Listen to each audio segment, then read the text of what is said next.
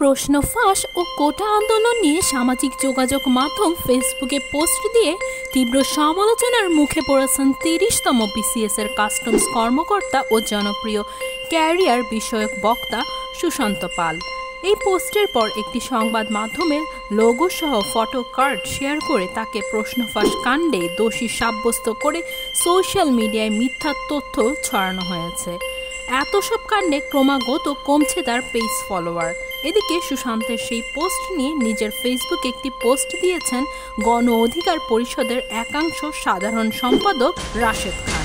শনিবার ১৩ জুলাই দুপুর ১২টায় রাশেদ এক পোস্টে লিখেন, সুশান্ত পাল এখন সরকারি কর্মকর্তা, সরকার কোটার পক্ষে, আর তিনি সরকারের লোক হয়ে কোটার বিপক্ষে পোস্ট করে কি তার চাকরি হারাবেন? আপনি বরং তার কাছে কোটার বিপক্ষে অবস্থান দাবি করেই ভুল করেছেন।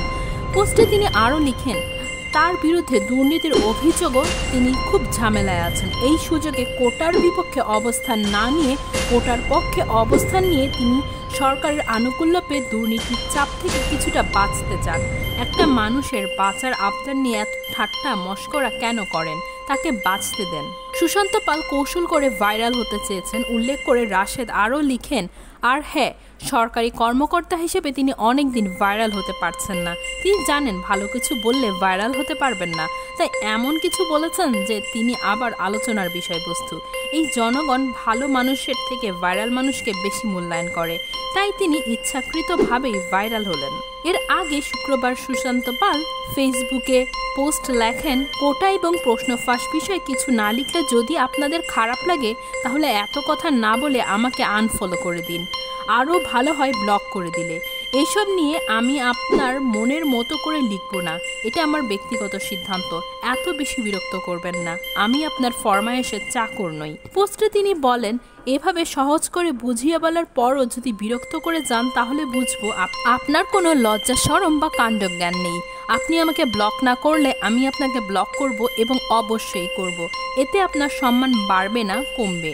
আমি আপনাকে সম্মান করি, আপনি নিজেও নিজেকে সম্মান বজায় রাখুন। পোস্টের শেষে সুশান্ত পাল বলেন, আপনার হাতে কাজ নেই আর আমার হাতে সময় নেই, এ কারণে আমি চাইছি না যে আপনি মনে এত কষ্ট নিয়েও আমাকে ফলো করুন। সৃষ্টিকর্তা আমাদের সহায় হন।